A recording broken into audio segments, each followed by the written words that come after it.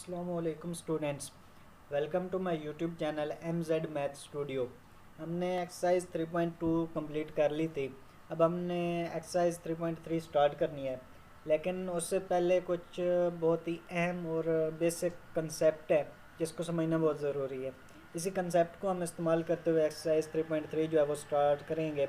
और एक्सरसाइज के अलावा ये कंसेप्ट इतना अहम है कि ये कंसेप्ट आपको अगली क्लासेस में भी काम देगा, तो इस वीडियो को अच्छी तरह ध्यान से देखिएगा। Cartesian product. कार्टेशियन प्रोडक्ट क्या होता है? प्रोडक्ट का लफ्ज़ आ गया तो इसका मतलब है कि कोई ना कोई चीज़ जो है वापस में मल्टीप्लाई हो रही होगी।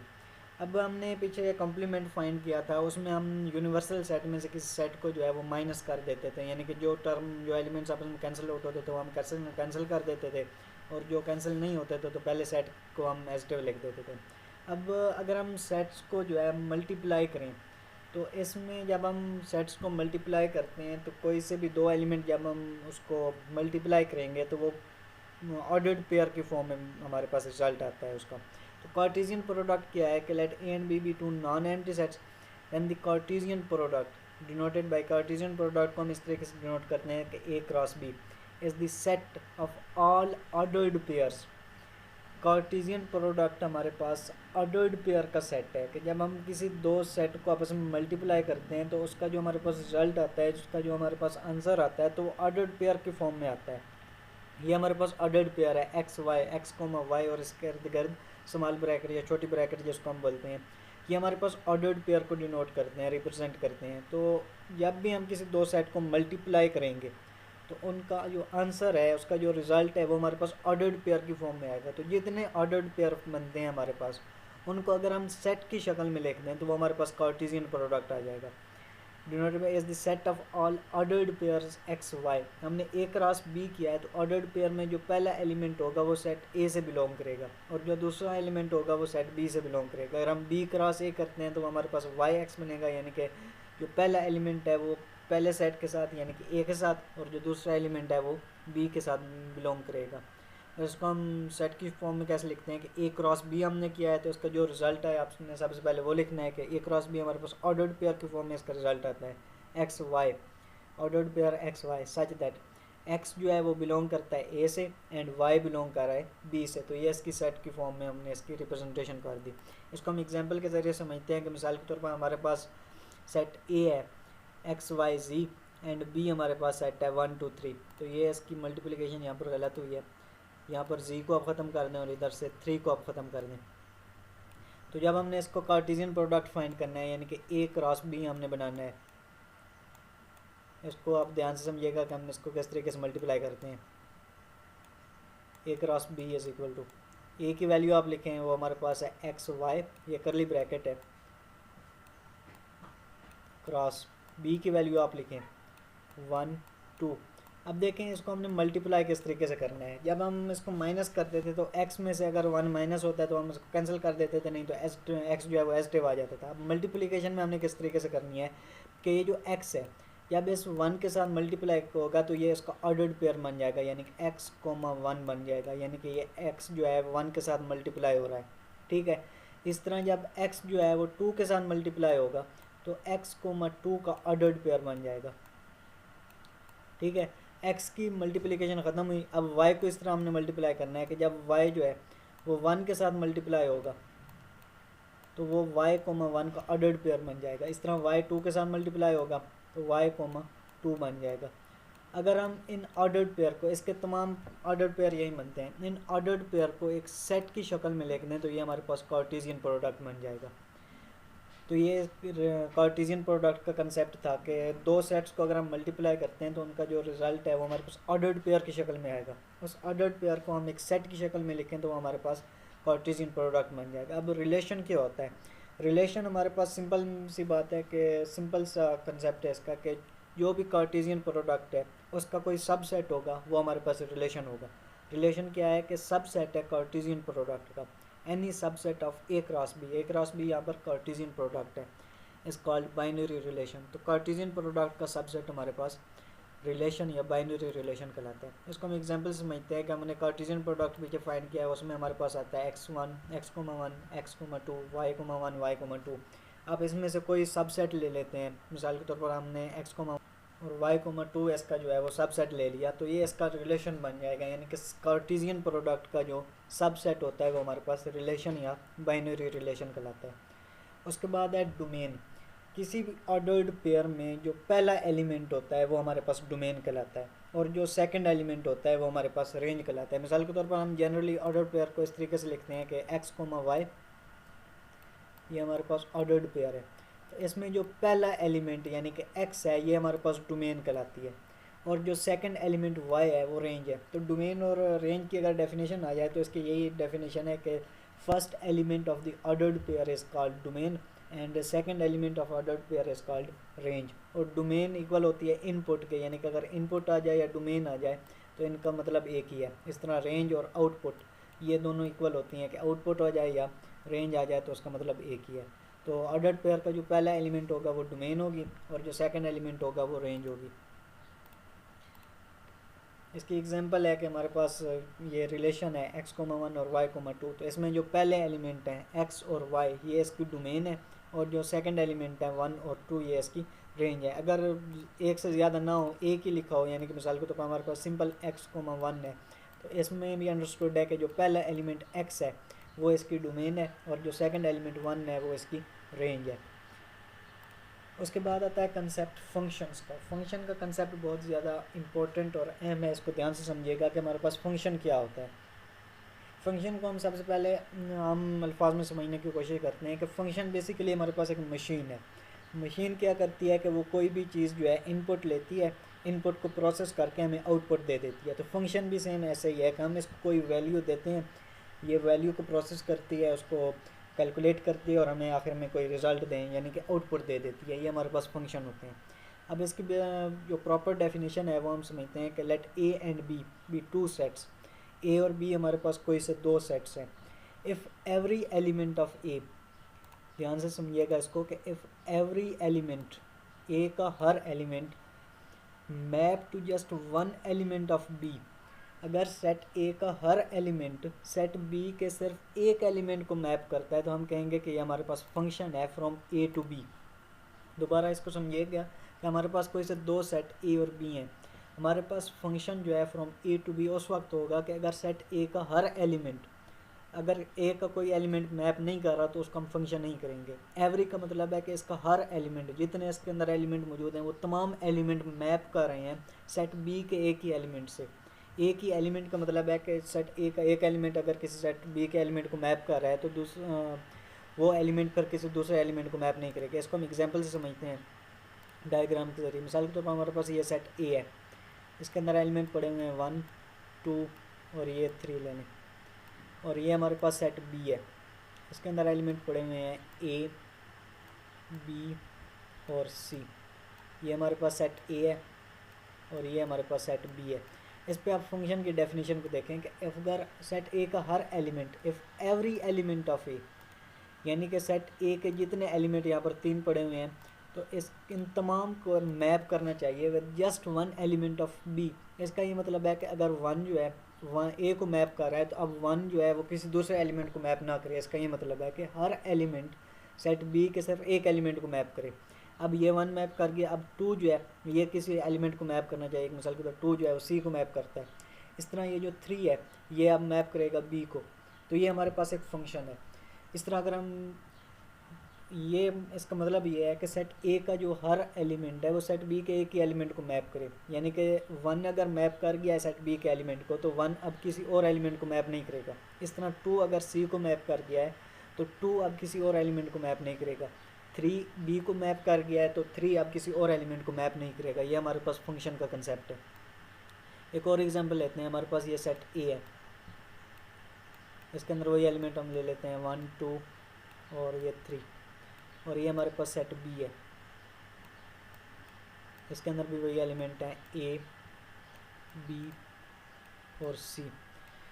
इसका भी वही कंसेप्ट है कि अगर सेट ए का हर एलिमेंट सेट बी के एक ही एलिमेंट को मैप करे। मिसाल के तौर पर 1 जो है वो ए को मैप कर रहा है, ठीक है, और ए जो है वो और 3 हमारे पास बी को मैप कर रहा है। अब अगर ए दोबारा 2 को मैप करता है तो हम कहेंगे कि ये भी हमारे पास क्या है जी, फंक्शन है, क्योंकि हमने सेट ए के एलिमेंट को देखना है कि वो सेट ए का जो एलिमेंट है वो एक से ज़्यादा एलिमेंट को मैप ना करे। सेट बी का चाहे एलिमेंट चाहे जितने एलिमेंट के साथ मैप करे उससे हमें कोई फ़र्क नहीं पड़ना चाहिए। लेकिन जो सेट ए का एलिमेंट है, सेट ए का एलिमेंट अगर किसी एक एलिमेंट के साथ मैप कर गया है तो वो दोबारा किसी दूसरे एलिमेंट के साथ मैप ना करे। लेकिन अब देखें यहाँ पर 1 जो है वो ए को मैप कर रहा है, 2 भी ए को मैप कर रहा है। इसको हम एक एग्जांपल समझते हैं। मिसाल के तौर पर हमारे पास एक फंक्शन है f of x is equal to x square. अगर आप x में 1 पुट करते हैं, एफ ऑफ 1 अगर आप देखें तो ये हमारे पास 1 आएगा, 1 का स्क्वायर इज इक्वल टू 1 आ गया, यानी कि 1 जो है वो मैप कर गया 1 को। इस तरह अगर आप एफ ऑफ -1 पुट करते हैं, x की जगह आप -1 पुट करें तो -1 का स्क्वायर वो भी हमारे पास 1 के इक्वल आएगा। अब आप इसको डायग्राम के जरिए देखें कि ये हमारे पास सेट ए था, इसके अंदर कुछ एलिमेंट पड़े हुए हैं, एक 1 पड़ा हुआ है, एक -1 पड़ा हुआ है, चलें 2 एलिमेंट ले लेते हैं, ठीक है। अब ये हमारे पास सेट बी है, इसके अंदर भी कुछ एलिमेंट पड़े हुए हैं, एक 1 है, एक 2 है। अब देखें हमने x is equal to 1 put किया तो उसने मैप किया 1 को, ये इसको मैप कर दिया। अब हमने x is equal to -1 put किया तो उसने दोबारा मैप कर दिया 1 को, यानी कि 2 इनपुट की एक आउटपुट हो सकती है, लेकिन एक इनपुट की 2 आउटपुट नहीं हो सकती। ये बात आप समझें। तो यही कंसेप्ट हमने यहाँ पर अप्लाई किया है कि एक जो है वो ए को मैप कर रहा है तो दूसरा जो 2 एलिमेंट है, सेकंड एलिमेंट है, वो भी इसी एलिमेंट को मैप कर सकता है, यानी कि 2 इनपुट की एक आउटपुट हो सकती है, लेकिन एक इनपुट की 2 आउटपुट नहीं हो सकती। अब आप ये देखें, ये हमारे पास सेट ए है, 1 2 3 ले लें चलो, और उसके बाद सेट बी है हमारे पास ए बी और ये सी। अगर 1 मैप कर रहा है इसको और उसके बाद 1 जो है वो बी को भी मैप कर रहा है, 2 मैप कर रहा है सी को और 3 भी मैप कर रहा है सी को, तो ये हमारे पास फंक्शन नहीं होगा। क्यों फंक्शन नहीं होगा? क्योंकि ये जो 1 है ये 2 एलिमेंट को मैप कर रहा है, लेकिन हमने डेफिनेशन में पढ़ा है कि सेट ए का हर एलिमेंट सेट बी के सिर्फ एक एलिमेंट को मैप करे। तो 1 यहाँ पर 2 एलिमेंट को मैप कर रहा है, एक एलिमेंट ए को और दूसरा बी को, तो ये हमारे पास फंक्शन नहीं होगा। इस तरह अगर हमारे पास ये सेट है 1 2 और ये 3 और इधर से हमारे पास ये एलिमेंट है, सेट है ए बी सी। अगर 1 मैप कर रहा है 2 ए को और 3 जो है वो मैप कर रहा है बी को, लेकिन 2 किसी एलिमेंट को मैप नहीं कर रहा, तो ये भी हमारे पास फंक्शन नहीं होगा। क्योंकि अगर आप डेफिनेशन पे गौर करें तो उसमें एवरी का लफ्ज़ आया है, यानी कि सेट ए का हर एलिमेंट मैप करना चाहिए सेट बी के किसी एक एलिमेंट को, तो ये हमारे पास फंक्शन नहीं होगा। फंक्शन उस सूरत में होगा कि जब सेट ए का हर एलिमेंट सेट बी के एलिमेंट को मैप करे, सेट ए में कोई एलिमेंट मिस नहीं होना चाहिए और सेट ए में कोई एलिमेंट जो है वो एक से ज़्यादा नंबर को जो एलिमेंट को जो है वो मैप ना करो। और फंक्शन को हम इस तरीके से रिप्रेजेंट करते हैं कि हमारे पास फंक्शन है ए टू बी का। तो ये हमारे पास फंक्शन का कंसेप्ट था कि दोबारा समझ लें कि हमने इसकी डेफिनेशन पढ़ी कि अगर सेट ए का हर एलिमेंट सेट बी के किसी सिर्फ एक एलिमेंट को मैप कर रहा हो तो हमारे पास फंक्शन होगा। उसके बाद हमने इसको ग्राफिकली डायग्राम के ज़रिए समझने की कोशिश की कि फंक्शन उस सूरत में होगा जब सेट ए का हर एलिमेंट सेट बी के सिर्फ एक एलिमेंट को मैप करे। सिर्फ एक एलिमेंट का मतलब है कि अगर कोई सेट ए का एलिमेंट किसी एक नंबर को मैप कर गया है तो वो नंबर यानी कि सेट ए का वो नंबर अब किसी और एलिमेंट को मैप नहीं करेगा। इस तरह अगर सेट ए में कोई एलिमेंट मिस हो रहा है तो वो भी फंक्शन नहीं होगा, क्योंकि फंक्शन की डेफिनेशन में हमने बात की थी कि सेट ए का हर एलिमेंट मैप करना चाहिए। तो ये फंक्शन की एक बेसिक कंसेप्ट था। उसके बाद हम फंक्शन को रिप्रेजेंट कैसे करते हैं कि f is a function from A to B. इसको हम इस तरीके से लिखते हैं कि एफ डिनोट करता है फंक्शन को, उसके बाद साइज दैट का सिंबल और ए अप्रोचेस टू बी। ये भी मैं आपको बताता हूँ कि ये जो हमारे पास ए है ये इसकी डोमेन कहलाती है। हमने पीछे बात की है डोमेन और रेंज की। ये जो सेट ए है ये इसकी डोमेन है और ये जो सेट बी है ये इसकी रेंज है। इसका मतलब ये होता है कि अगर हम फंक्शन में हमें जो फंक्शन गिवन है उसमें हम सेट ए पुट कर रहे हैं तो उसकी रेंज उसकी आउटपुट में हमें सेट बी मिल रहा है, इसका ये मतलब होता है। और इसको हम पढ़ते कैसे हैं कि read as function f is a function from A to B. हम देखेंगे हमारे पास ए से बी की तरफ मैप कर रहा है, A is the domain and B is the range of the function. बाज़ वक़्त हमारे पास ऐसे भी लिखा होता है कि f is a function from N to R. उसका मतलब n हमारे पास डिनोट करता है सेट ऑफ नेचुरल नंबर को, और R जो है वो डिनोट करता है सेट ऑफ रियल नंबर को। तो इसका ये मतलब है कि अगर हम किसी फंक्शन में हम set of natural number put करते हैं तो उसका हमें जो आंसर मिलेगा वो सेट ऑफ रियल नंबर मिलेगा, यानी कि उसकी डोमेन इनपुट जो है वो तो सेट ऑफ नेचुरल नंबर है, लेकिन जब हम उसमें वो वैल्यू पुट करके उसको सॉल्व करेंगे तो वो हमारे पास सेट ऑफ रियल नंबर आती है। तो इसका ये मतलब होता है कि f is a function from a to b। तो इसमें जो हमारे पास a है वो उसकी डोमेन है, यानी कि अगर हम किसी फंक्शन में a को पुट करते हैं x की जगह हम, या उसमें जो वेरिएबल है उसमें a पुट करते हैं, तो हमें जो आंसर मिलेगा वो हमारे पास b के इक्वल आएगा, ये उसका मतलब होता है। उसके बाद फंक्शन की आगे टाइप्स हैं। फंक्शन की वैसे तो बहुत सारी टाइप्स हैं, लेकिन यहाँ पर हम सिर्फ 4 या 5 इसके स्पेसिफिक टाइप्स को ही डिस्कस करेंगे। पहली टाइप है वन वन फंक्शन। ये हमारे पास क्या होता है कि function is set to be one one if distinct elements of A have distinct images in B, यानी कि सेट ए का जो एलिमेंट है उनकी डिस्टिंक्ट इमेज हो बी के अंदर। हमने पीछे जो बात की है, ये जो हमारे पास सेट ए होता है, ये जो सेट बी है ये सेट ए का इमेज कहलाता है, यानी कि एफ ऑफ एक्स, ये हमारे पास सेट ए है ना, तो ये जो सेट बी होगा यानी कि इसकी जो रेंज होगी वो सेट ए की इमेज कहलाती है। अगर सेट ए के डिस्टिंक्ट इमेज हो सेट बी के अंदर, मिसाल के तौर पर हमारे पास ये सेट ए है 1 2 3 और ये भी सेट बी है, तो ए बी सी। तो अब देखें इसकी डिस्टिंक्ट इमेजेस हैं, यानी कि ये जो सेट बी है ये इसकी इमेज है। तो अगर सेट ए की बी के अंदर डिस्टिंक्ट इमेजेस हों, यानी कि ये, उसके बाद ये अब देखें इसमें कोई भी एलिमेंट जो है वो रिपीट नहीं हो रहा है या इक्वल नहीं है, तो ऐसे सेट को हम बोलते हैं कि हमारे पास वन वन फंक्शन है। If distinct elements of A have distinct images in B, या हम ऐसे भी कह सकते हैं कि अगर x1 और x2 जो हैं वो बिलोंग कर रहे हैं सेट ए के अंदर, तो जब हम उसको फंक्शन पे अप्लाई करेंगे तो f ऑफ x1 का जो आंसर है वो नॉट इक्वल टू हो f ऑफ x2 के, यानी कि हम सेट में ए में से कोई से दो एलिमेंट उठाए, उनको हमने फंक्शन में पुट किया उस वेरिएबल की जगह पर, उन दोनों का आंसर जो है वो सेम नहीं होना चाहिए। डिस्टिंक्ट का यही मतलब है कि उनकी मुख्तलिफ इमेजेस होनी चाहिए। तो ये वन वन फंक्शन का कंसेप्ट था। और वन वन फंक्शन को हम इंजेक्टिव फंक्शन भी बोलते हैं। अगर कहीं पर इंजेक्टिव फंक्शन आ जाए तो उसका मतलब होता है कि वो हमारे पास वन वन फंक्शन है। तो ये इसके दो नाम हैं। उसके बाद है ऑन टू फंक्शन या सर्जेक्टिव फंक्शन। इसको हम ऑन टू भी पढ़ते हैं और सर्जेक्टिव फंक्शन भी। A function f from A to B, इसको हमने कैसे पढ़ना है कि function f from A to B is said to be onto function if every element of B is the image of some element of A. इसको आप समझें कि अगर सेट बी का हर एलिमेंट किसी सेट ए के एलिमेंट की इमेज है तो उसको हम ऑन टू कहेंगे, यानी कि सेट बी के तमाम एलिमेंट जो हैं वो मैप कर रहे हो। जब हमने फंक्शन को कंसेप्ट को डिस्कस किया तो उसमें हमने कहा है कि अगर सेट बी का कुछ एलिमेंट मिस हो जाए तो उस सूरत में भी वो हमारे पास फंक्शन होगा। ये हमारे पास सेट ए है 1 2 3, उसके बाद ये हमारे पास सेट बी है ए बी और ये सी। ऑन टू फंक्शन हमें ये कहता है कि अगर set if every element of B is the image of some element of A, यानी कि बी का हर एलिमेंट जो है वो सेट ए के एलिमेंट के साथ मैप कर रहा है। मिसाल के तौर पर हमारे पास ये 1 इधर मैप कर रहा है, बी इधर मैप कर रहा है और ये सी इधर मैप कर रहा है, तो ये हमारे पास ऑन टू फंक्शन होगा। यानी कि सेट बी का हर एलिमेंट जो है वो किसी न किसी एलिमेंट के साथ मैप कर रहा है, सेट बी का एलिमेंट मिस नहीं होना चाहिए।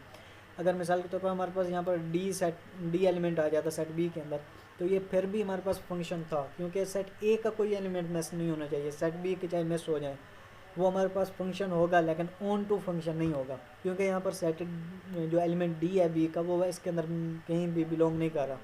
तो ऑन टू फंक्शन के लिए ज़रूरी है कि जो सेट बी है वो पूरा सेट किसी न किसी एलिमेंट के साथ मैप कर रहा हो सेट ए के अंदर, तो ये हमारे पास ऑन टू फंक्शन होता है। उसके बाद है बाइजेक्टिव फंक्शन। वो फंक्शन जो वन वन भी और ऑन टू भी हो वो हमारे पास बाइजेक्टिव फंक्शन होता है। वन वन क्या होता है कि उसकी डिस्टिंक्ट इमेजेस हों, यानी कि कोई भी अगर हम फंक्शन में दो पॉइंट्स पुट करते हैं तो उनका आंसर जो है वो सेम नहीं आना चाहिए। हमने f of x is equal to x square की एग्जांपल ली थी। अगर हम उसमें 1 पुट करें तो भी हमारे पास आंसर 1 आता है, अगर -1 पुट करें तो भी हमारे पास आंसर 1 आता है, यानी कि एफ ऑफ 1 बराबर है एफ ऑफ -1 के। तो ये हमारे पास 1 फंक्शन नहीं है, क्योंकि इसके डिस्टिंक्ट आंसर नहीं आ रहे। तो वो फंक्शन जो हमारे पास 1 भी हो और ऑन टू भी हो वो हमारे पास बाइजेक्टिव फंक्शन कहलाता है। मैं आपको मिसाल देता हूँ कि वो 1 भी हो और ऑन टू भी हो। 1 2 3, ये हमारे पास फंक्शन ए है और ये हमारे पास फंक्शन बी है, ए बी सी। अगर 1 जो है वो इधर मैप कर रहा है सी के साथ, 2 इधर मैप कर रहा है ए को, और 3 बी को मैप कर रहा है। तो अब देखें ये हमारे पास 1 1 भी है, यानी कि अगर हम F of 1 is equal F of x की हम एफ ऑफ 1 पुट करते हैं तो ये इसका आंसर हमारे पास सी आता है। अगर हम एफ ऑफ 2 पुट करते हैं तो हमारा आंसर जो है वो ए आता है, और एफ ऑफ 3 पुट करें तो हमारा आंसर बी आता है। जो हम डायग्राम के ज़रिए देख रहे हैं तो इसका मतलब ये आता है कि एफ ऑफ एक्स में अगर हम 1 पुट करते हैं तो वो हमारे पास इक्वल आता है सी के। अगर हम इसमें 2 पुट करते हैं तो वो हमारे पास इक्वल आता है ए के। इसका ये मतलब होता है जो हम डायग्राम के ज़रिए इसको समझने की कोशिश कर रहे हैं। तो ये सारा फंक्शन आप देखें, ये 1 1 भी है और ऑन 2 भी है। ऑन 2 कैसे है कि सेट बी का हर एलिमेंट मैप कर रहा है, और 1 1 कैसे है कि इसके हमारे पास डिस्टिंक्ट इमेजेस आ रही हैं। उसके बाद है into function. Into function क्या होता है कि function from A to B is set to be into function if range of f is not equal to B, कि एफ की जो रेंज है वो नॉट इक्वल टू बी आए। इसको भी हम समझ लेते हैं कि रेंज ऑफ एफ का मतलब है कि हमारे पास सेट ए है, इसके अंदर कुछ एलिमेंट पड़े हुए हैं, या 1 2 3 ले लें, और इधर सेट बी है, इसके तमाम एलिमेंट जो हैं वो मैप कर रहे हैं सेट ए के एलिमेंट के साथ, लेकिन इसके अंदर कोई एक एलिमेंट डी ऐसा पड़ा हुआ है जो मैप नहीं कर रहा। तो जो एलिमेंट सेट बी के मैप कर रहे होते हैं वो हमारे पास रेंज होते हैं उस फंक्शन की। और ये जो कंप्लीट सेट बी है ये हमारे पास होता है कोड डोमेन। जो कंप्लीट सेट बी है वो हमारे पास है कोड डोमेन, और जो बी के एलिमेंट मैप कर रहे होंगे वो होंगे उसकी रेंज। अगर रेंज बराबर नहीं होती उस सेट बी के तो वो हमारे पास होगा इन टू फंक्शन। दोबारा समझ लें कि जो हमारे पास कंप्लीट सेट बी होता है किसी भी फंक्शन के अंदर, कंप्लीट सेट बी होता है वो हमारे पास होती है कोड डोमेन, लेकिन जो कोड डोमेन के एलिमेंट किसी सेट ए के साथ मैप कर रहे होते हैं, उसके साथ रिलेट कर रहे होते हैं, वो उसकी होती है रेंज। तो इन टू फंक्शन हमारे पास ये फंक्शन है कि अगर किसी फंक्शन की रेंज उसके कोड डोमेन यानी कि उस सेट के इक्वल ना हो तो वो हमारे पास होती है इन टू फंक्शन। तो ये बड़े इंपॉर्टेंट कंसेप्ट और कंफ्यूज करने वाले हैं, इनको ज़रा ध्यान से समझिएगा। तो आज की वीडियो में हम इसकी थ्योरी को ही डिस्कस करेंगे, अगली वीडियो में हम इंशाल्लाह इसी कंसेप्ट को इस्तेमाल करते हुए एक्सरसाइज को स्टार्ट करेंगे। तो मिलते हैं अगली वीडियो में, तब तक के लिए अपना